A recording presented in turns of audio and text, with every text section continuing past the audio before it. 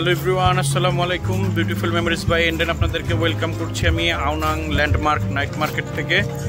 তো এখানে food section এবং ক্লদিং এবং অ্যাক্সেসরিজ সেকশন আলাদা। তো আপনাদেরকে আমি ঘুরে দেখাবো যে আওনাং ল্যান্ডমার্ক নাইট মার্কেটে কি কি আছে, কি কি পাওয়া যায়। সো চলেন দেখাই, আগে ফুড সেকশনটা দেখাবো, তারপরে বাকিটা। থাইল্যান্ড হচ্ছে আসলে এমন একটা দেশ যেখানে খাবার এবং শপিং দুইটার স্বর্গরাজ্য বলা চলে। আমি জানি না কার কাছে কেমন, কিন্তু আমার কাছে থাই ফুড আসলে অসাধারণ লাগে। আমি আসলে খুব পছন্দ করি।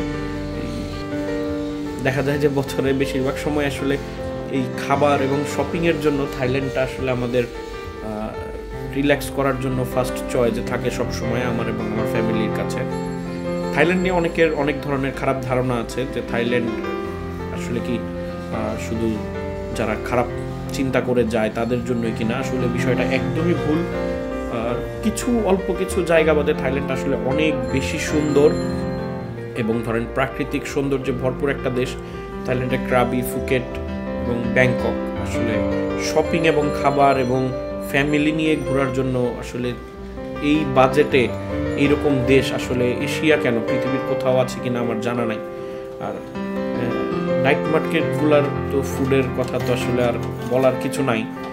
তো এখানে আসলে অনেক ধরনের ফুড পাওয়া যায়, হালাল অনেক ফুড অপশন আছে। থাইল্যান্ডে অনেক মুসলিম আছে যারা এই ফুড বিজনেসের বেশিরভাগ যারা ফুড বিজনেস করে তারা মুসলিম।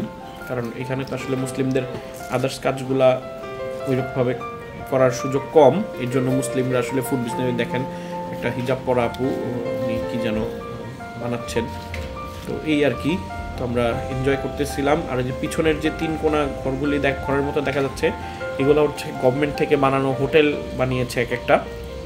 এগুলো আপনি বাংলাদেশি টাকায় প্রায় 5.5-6 কোটি টাকা দিলে এক একটা বিল্ডিং। এখানে মোট 8টা রুম আছে এবং নিচে দোকান আছে। এগুলো আপনারা কিনে 50 বছরের জন্য স্থায়ীভাবে থাইল্যান্ডে থাকতে পারেন। তো এগুলো হচ্ছে এইখানে বিভিন্ন জুস পাওয়া যাচ্ছে, পিৎজা পাওয়া যাচ্ছে। তো আপনি থাই ফুড খেতে না চাইলেও এখানে আপনার অনেক অপশন আছে। কোরিয়ান ফুড আছে, রামেন এবং বিভিন্ন সি ফুডের তো আসলে স্বর্গরাজ্য থাইল্যান্ড, প্রাইস এবং সব কিছু মিলে। তো হালাল ফুডের অপশন অনেক অনেক অনেক, আসলে এটা বলে শেষ করা যাবে না। তো চলেন আমরা ফুডগুলা দেখতে থাকি এবং এরপর দেখি আর কি আছে others সেকশনগুলোতে।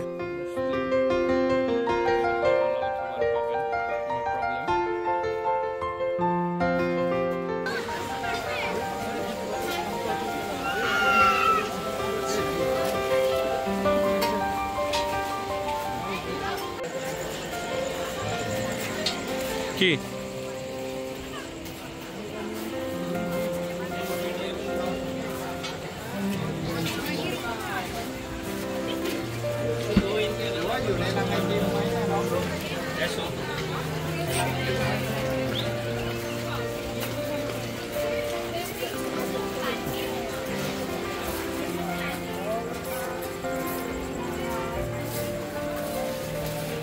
Cake, mango sticky rice, sushi,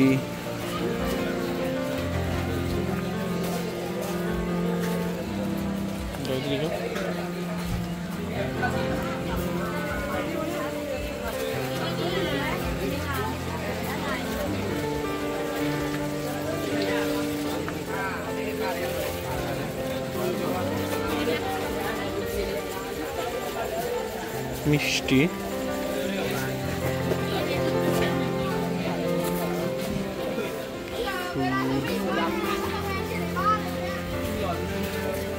corn, sweet corn, এটা সব পর্ক, হালাল ফুড।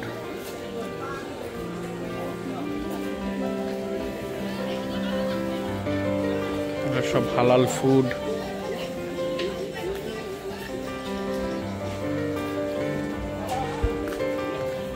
এগুলো সব হালাল ফুড।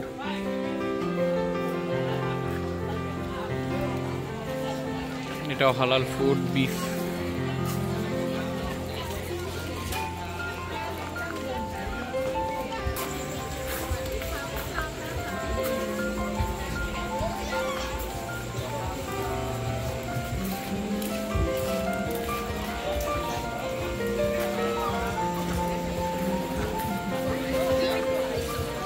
corn dog.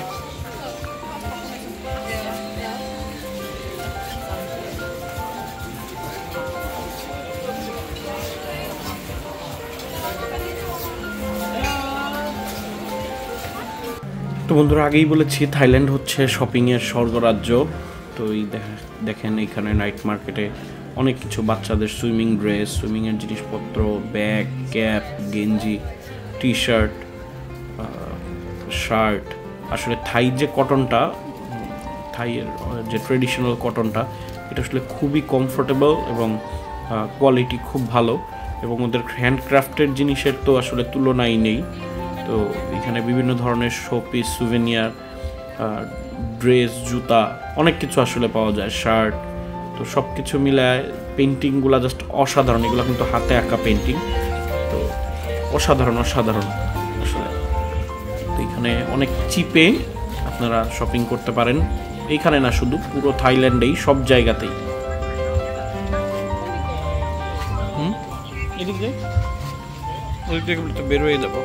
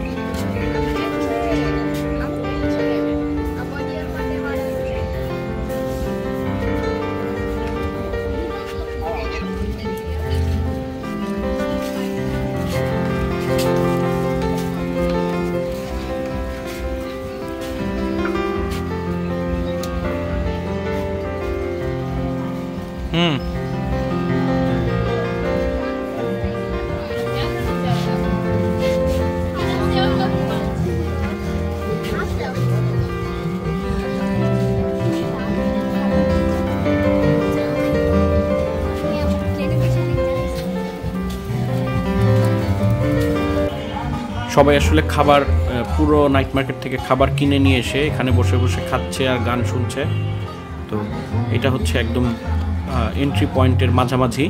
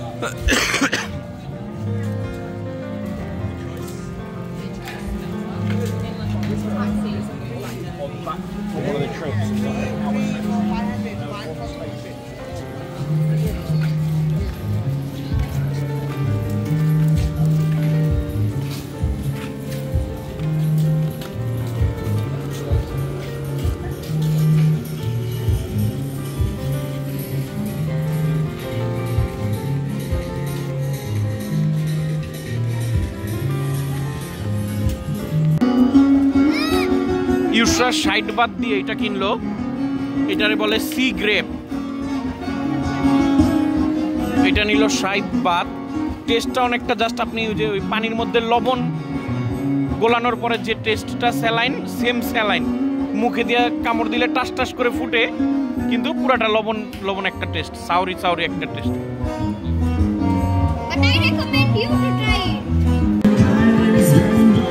আমরা 300 বাত দিয়ে একটা সেট নিলাম। এখানে 4টা চিংড়ি ছিল, 6টা মাসেল ছিল, তারপরে যে আরো শামুক ছিল, অক্টোপাস ছিল। এটা 300 বাত নিছে।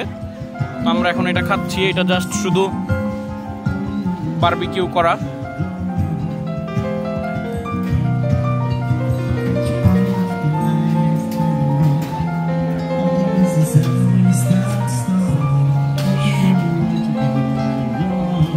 এই হচ্ছে, সবাই খাচ্ছে আর একটু একটু গান শুনতেছে।